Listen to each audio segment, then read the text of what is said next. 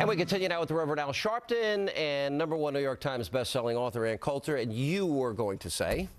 What was the question? Well, you wanted to speak. You were complaining you didn't get to speak, and I'm giving you a chance. I was complaining that your analogies are terrible.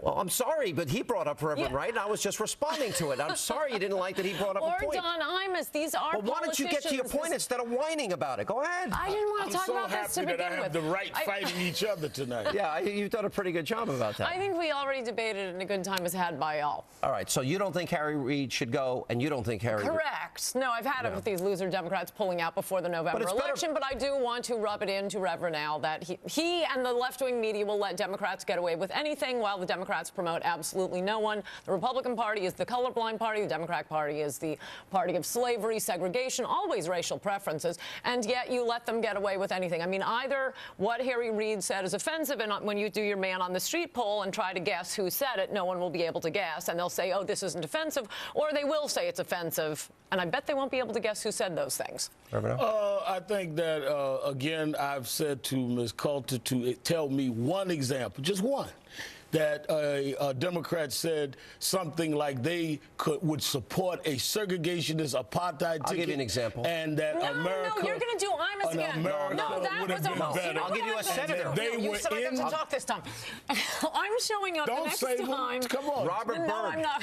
Robert Byrd... The former Klansman. Him being a member of the Klan was despicable. And he used the N-word just a few years ago. You can't just say it's despicable and that's you forgive despicable. him. Well, did you say he should be fired? Well, first of all, was I out here then with National Action Network? You've been out there forever. That's why you don't want to pin it just on him. That's only because you think I've been out here forever. We're talking, she is acting as if there is some standard that a Republican did and a Democrat did the same thing. And they're never going to be the exact same thing. They're far less when a Republican does it. It doesn't have to be exact. It has to be in the same world. You can't compare. You have to go back 8 years. Do you realize that Strom Thurmond left the party to run for the reason that he wanted to support segregation? And do you know which party he left, Al Sharpton? The Democratic Party. Yeah, okay, I don't like it. The Democratic Party was supporting because the Democratic Party was supporting civil rights. He left to form another party to fight civil rights.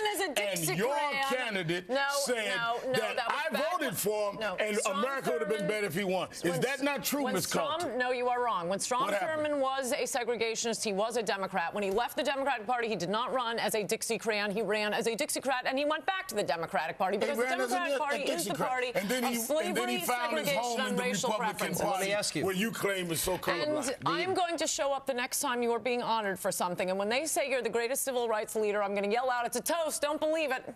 Okay. Because that's what Trent Lott was doing. It was a toast. And do not say he was saying anything about Dixiecrats. And by the way, it was Republicans who don't put up with that. If someone were to toast you and say to you that you were a supporter and part of an anti-female... He didn't say that. No, he didn't. He said, I voted for him. He said, I voted for him, and we all supported him. And 8 years later, we're still talking about this Republican, which shows the double standard right there, and it was Republicans who ganged up on him. Where were you when Robert Byrd... Robert Byrd used the N-word just a few years ago. When? It was on Fox News Sunday. If Robert Byrd used that word in not quoting someone, then I'd say... No, he talked about... How can you not remember that?